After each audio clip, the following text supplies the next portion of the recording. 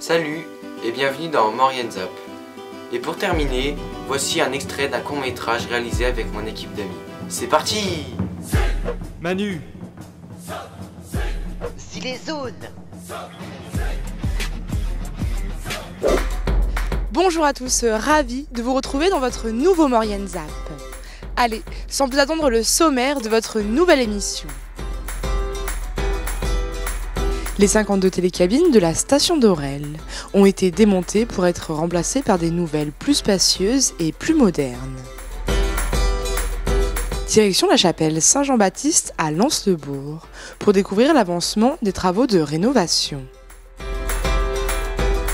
Voilà pour le programme de votre nouvelle émission. Moment émotion à Aurel avec le démontage de la télécabine de la station. Présente ici depuis plus de 25 ans, toutes les cabines ont été revendues à des collectionneurs et des passionnés.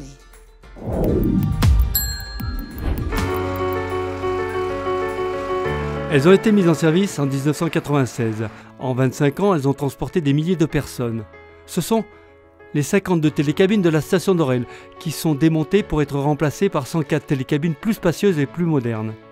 Et maintenant, que faire des anciennes cabines réformées ? Selon Vanessa, la directrice de l'OT, l'idée est de vendre les télécabines pour leur donner une seconde vie, car aujourd'hui c'est la tendance, pour des objets de décoration intérieure ou extérieure, dans un jardin ou dans la vitrine de commerce. Il y en a qui veulent faire des saunas ou des hammams dedans, donc on verra, on attend les photos. Il y a des locaux aussi, dont nous, l'Office de tourisme, qui avons récupéré des cabines un peu pour les garder en souvenir, pour les exposer ça et là dans le village, pour que justement les vacanciers ou ceux qui ne sont pas tombés sur les réseaux sociaux puissent continuer à les voir par la suite, parce que ça devient vraiment un objet de collection, un objet de souvenir. On a les commerçants, les services dans Aurel qui en récupèrent un petit peu pour continuer à faire vivre ces cabines. À peine postées sur les réseaux sociaux, au prix de 500 € pièce, hors transport, les 52 télécabines de 700 kg se sont envolées en moins de 20 heures, pour des destinations de tout horizon, et même à l'étranger, en Belgique. Pour certains, l'acquisition de ces cabines reste sentimentale ou nostalgique, et pour d'autres, plutôt attractif et commercial. Oui, c'est nostalgique parce que on y a usé nos pantalons de ski et j'ai mon père en plus qui a bossé à la Store. Donc voilà, c'était pour garder un petit souvenir de l'ancien temps. On va l'installer justement sur la terrasse du magasin pour permettre aux gens de faire des selfies ou en attendant d'avoir leur matériel de ski, ça les fera patienter. Sur la terrasse du magasin. Jérémy est un natif du village d'Aurel. Il se rappelle avoir passé beaucoup de temps dans ces cabines étant jeune.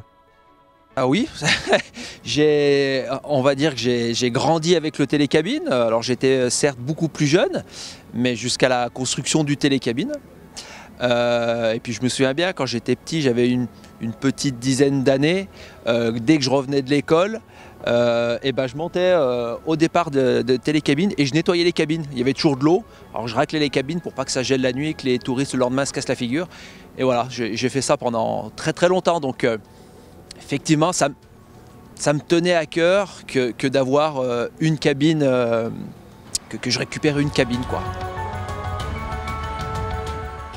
C'est une grosse passe qui se tourne, donc que ce soit pour les locaux, pour ceux qui y travaillent, c'est vraiment quelque chose.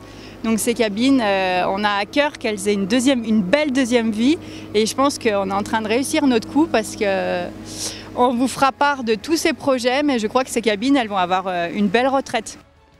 Un projet de 40 millions d'euros est en cours de réalisation pour le renouvellement de la télécabine Trois-Vallées Express, qui relie aujourd'hui la vallée de la Maurienne au site de Plambochet. Cette nouvelle télécabine emmènera skieurs et piétons jusqu'au sommet de la cime Caron.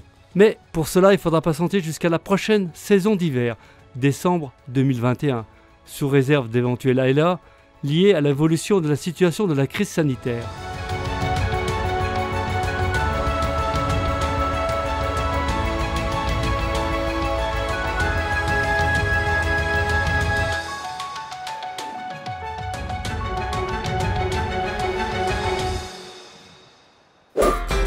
Depuis plusieurs mois, une passionnée rénove l'intérieur de la chapelle Saint-Jean-Baptiste à Lens-le-Bourg.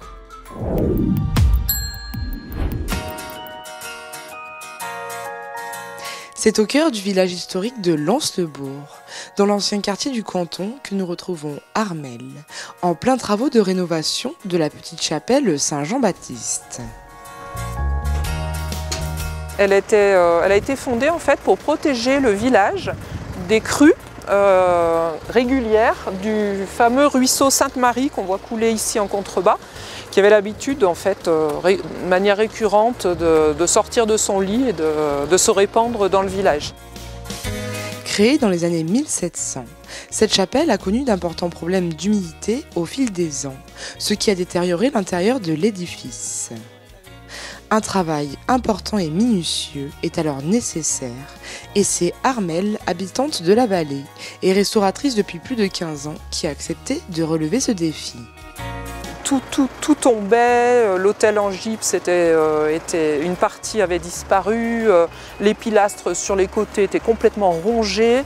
Donc moi en tant que simple restauratrice normalement de décor, je me suis dit qu'il y avait un travail énorme à faire et que ce serait très difficile de lui retrouver son état presque d'origine.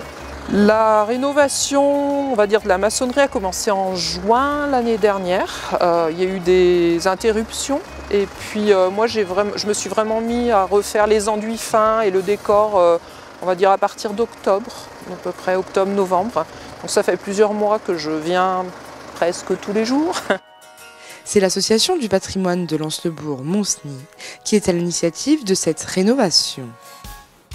Et bon, on a créé une association en 2016, à quelques-uns, et puis on a lancé une souscription pour cette chapelle, et puis on a plein d'autres projets.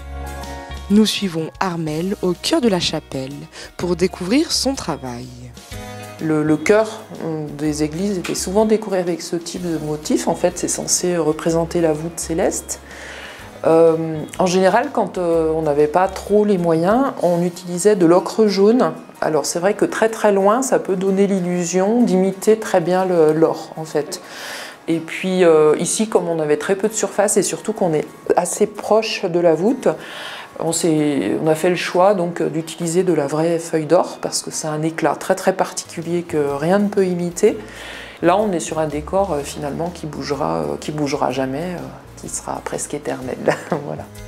En plus des peintures murales, Armelle doit aussi restaurer des sculptures. Un travail délicat qui lui a pris plus d'1 mois et demi. J'ai refait toute la partie gauche de l'autel puisqu'il manquait la corne d'abondance, il manquait le chapiteau, il manquait une partie du pilastre, l'aile de l'ange. Donc c'est une association et de moulage et de sculpture. Après on a des petites astuces. Alors, une astuce assez amusante, c'est qu'on utilise les pâtes dentaires des dentistes pour faire les empreintes. Donc ce sont des silicones qu'on mélange et qui sont très malléables, qui ne collent pas. Donc on les applique sur les formes qu'on souhaite mouler, ça durcit et ensuite ça garde une souplesse pour pouvoir les décoller. Donc avec ce système, on peut faire des petites parties, par exemple une petite fleur, un petit feuillage. On ne peut pas bien sûr mouler toute la corne d'abondance, c'est pas possible. Quand vous avez ce type de livre, en fonction des époques, vous avez les profils 15e, 16e, 17e, enfin voilà, de différentes époques et ça permet de dater par exemple des cadres. Et nous, ça nous permet, comme on a les profils à la fin, en fait, de recréer les trompe-l'œil pour faire les fausses moulures. En fait, j'ai passé une première couche de badigeon pour faire le fond pour mes décors. Et là, je suis en fait en train de découper les différents zonages pour pouvoir poser les décors successivement. Un poncif, c'était une méthode pour les décorateurs de reproduire sans trop d'efforts des motifs de manière répétitive. On vient poser le stylo sur la partie du poncif et on vient appuyer et on vient en fait redécalquer tout le motif en repassant sur chaque trait. Au lieu de tout redessiner, on a un motif qu'on va pouvoir réutiliser 2, 3, 4 fois, jusqu'à 10 fois et même plus en fonction du décor. Une rénovation financée de différentes manières. La première chose, c'est que l'association elle a lancé une souscription auprès des habitants pour que les habitants puissent participer. Et bonne surprise, l'association a recueilli 12 000 euros auprès des habitants.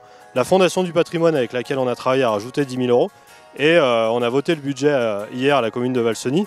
Et on a remis 24 000 euros cette année pour pouvoir faire l'extérieur de la chapelle, pour avoir une chapelle complètement finie et prête à être visitée dès la fin de l'été, je dirais.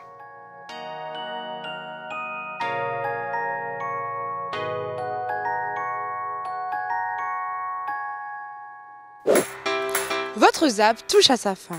Merci d'être toujours aussi nombreux à nous suivre. Retrouvez tous vos reportages sur les réseaux sociaux, mais aussi sur les box.